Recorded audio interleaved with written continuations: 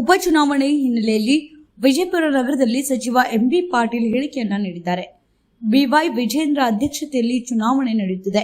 ಈ ಚುನಾವಣೆ ವಿಜೇಂದ್ರಗೆ ಉಳಿಯುವ ಪ್ರಶ್ನೆಯಾಗಿದೆ. 2 ಕ್ಷೇತ್ರದಲ್ಲಿ ಬಿಜೆಪಿ ಗೆದ್ದರೆ ವಿಜೇಂದ್ರಗೆ ನಾಯಕತ್ವ, 2 ಕ್ಷೇತ್ರದಲ್ಲಿ ಬಿಜೆಪಿ ಸೋತರೆ ನಾಯಕತ್ವದಿಂದನೇ ತೆಗೆದುಹಾಕ್ತಾರೆ. ಯತ್ನಾಳ್ಗೆ ವಿಜೇಂದ್ರನನ್ನ ತೆಗೆದು ಹಾಕುವುದಿದೆ. ಯತ್ನಾಳ್ಗೆ ಮತ್ತೆ ಬಿಜೆಪಿಗೆ ಹೋಗುವುದಿದೆ.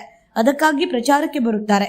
ಯತ್ನಾಳ್ಗೆ ಸ್ವಾಭಿಮಾನ ಮರ್ಯಾದೆ ಇದ್ರೆ 2 ಕ್ಷೇತ್ರದಲ್ಲಿ ಬಿಜೆಪಿಯನ್ನ ಸೋಲಿಸಬೇಕು. ಯತ್ನಾಳ್ರನ್ನ ಬಿಜೆಪಿ ಪಕ್ಷದಿಂದ ಹೊರಗೆ ದಬ್ಬಿದ್ದಾರೆ. ವಿಜೇಂದ್ರನನ್ನ ಉಳಿಸುವ ಕೆಲಸ ಯತ್ನಾಳ್ ಮಾಡಿದ್ರೆ ಮಾಡಲಿ, ಆದ್ರೂ 2 ಕ್ಷೇತ್ರದಲ್ಲಿ ಕಾಂಗ್ರೆಸ್ ಗೆಲುವು ಫಿಕ್ಸ್ ಎಂದು ಸಚಿವ ಎಂಬಿ ಪಾಟೀಲ್ ವಿಜಯಪುರ ನಗರದಲ್ಲಿ ಮಾಧ್ಯಮದವರಿಗೆ ಹೇಳಿದ್ರು. ಹೀಗಾಗಿ ಮೇಟಿಯವ್ರ ಮೇಲೆ ಅನುಕಂಪನೂ ಕೊಡೋದು, ಸರಳ ಸಜ್ಜನ ವ್ಯಕ್ತಿ, ಹಿರಿಯ ವ್ಯಕ್ತಿ ಅಂತ ಹೇಳಿ ಅವರು 5 ವರ್ಷ ಪೂರೈಸಬೇಕಾಗಿತ್ತು. ಅವರ ಅಕಾಲಿಕ ನಿಧನದಿಂದ ನಾವು ಅವರ ಪುತ್ರ ಉಮೇಶ್ ಮೇಟಿ ಅವರಿಗೆ ಟಿಕೆಟ್ ಕೊಟ್ಟಿದ್ದೀವಿ.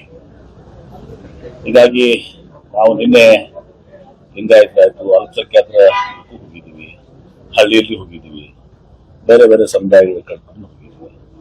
ಎಲ್ಲರ ಒಂದು ಬೆಂಬಲ ಇತ್ತು ಕಾಂಗ್ರೆಸ್ ಪಕ್ಷಕ್ಕೆ. ನಿಶ್ಚಿತವಾಗಿ ನಾವು 100% ಬಾಗಲಕೋಟೆ ಮತ್ತು ದಾವಣಗೆರೆಯಿಂದ ನಾವು ಗೆದ್ದಿದ್ದೇವೆ. ಸರ್, ಒಂದ್ ಕಡೆ ಯತ್ನಾಳ್ ಉಚ್ಚಾಟನೆ ಮಾಡಿದ್ದಾರೆ, ಚರಂತಿ ಮಠ ಋಣ ನನ್ನ ಮೇಲಿದೆ, ಅವ್ರಿಗೆ ಕಷ್ಟ ಕಾಲದಲ್ಲಿ ಹೆಲ್ಪ್ ಮಾಡಿದ್ದಾರೆ, ನಾವು ಪ್ರಚಾರ ಮಾಡ್ತೀವಿ ಅಂತ ಹೇಳ್ತಾರೆ. ನಾನು ನಿನ್ನೆ ಬಾಗಲಕೋಟೆಯಲ್ಲಿ ಹೇಳ್ತೀನಿ, ಮತ್ತೆ ಪುನರುಚ್ಚರಿಸಬೇಕಾಗಿಲ್ಲ. ಆದ್ರೆ ಇಷ್ಟೇ ಹೇಳ್ತೀನಿ, ಇವತ್ತು ಯಾರ ಅಧ್ಯಕ್ಷತೆಯಲ್ಲಿ ಚುನಾವಣೆ ನಡೀತಾ ಇದೆ? ಇದು ನಮ್ಮ ವಿಜಯೇಂದ್ರ ಅವರ ಅಧ್ಯಕ್ಷತೆಯಲ್ಲಿ ಚುನಾವಣೆ ನಡೀತಾ ಇದೆ. ಇದು ವಿಜಯೇಂದ್ರ ಅವರಿಗೆ ಉಳಿವು ಪ್ರಶ್ನೆ. 2 ಚುನಾವಣೆ, ಈ 2 ಚುನಾವಣೆ ಗೆದ್ರೆ ವಿಜಯೇಂದ್ರಗೆ ನಾಯಕತ್ವದ ಇದಾಗ್ತದೆ. ಈ 2 ಸೋತ್ರೆ ವಿಜಯೇಂದ್ರನ ತೆಗೆದಾಕ್ತಾರೆ.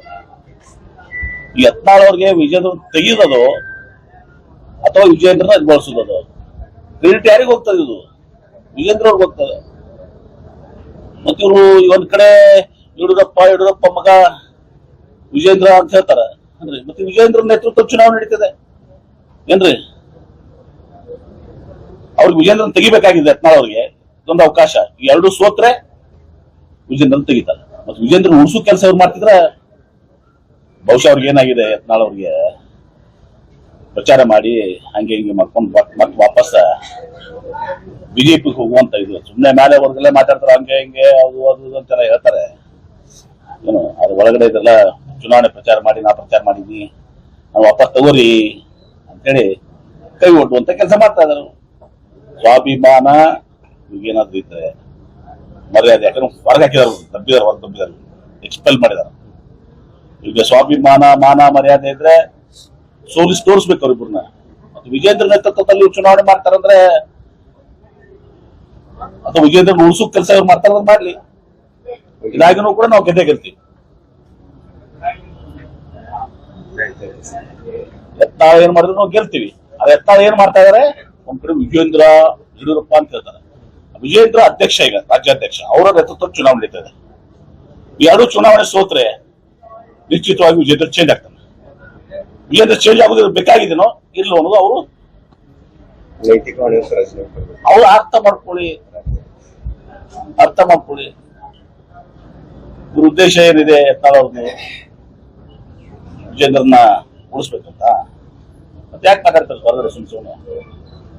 ಸಿಂಪಲ್ ಆಭರಣವಾಗಿರಲಿ ಅಥವಾ ಸ್ಟೇಟ್ಮೆಂಟ್ ಪೀಸ್ ಆಗಿರಲಿ,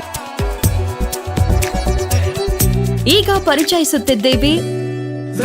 ಇದು ಮಾರ್ಚ್ 22ರವರೆಗೆ ಅತ್ಯುತ್ತಮವಾದ ಆಫರ್ಗಳು ಚಿನ್ನ, ವಜ್ರ ಮತ್ತು ಅಮೂಲ್ಯ ರತ್ನಾಭರಣಗಳ ಮೇಲೆ. ಇಂದೇ ನಿಮ್ಮ ಹತ್ತಿರದ ಮಲಬಾರ್ ಶೋರೂಮ್ ಇಂದ ಭೇಟಿ ನೀಡಿ.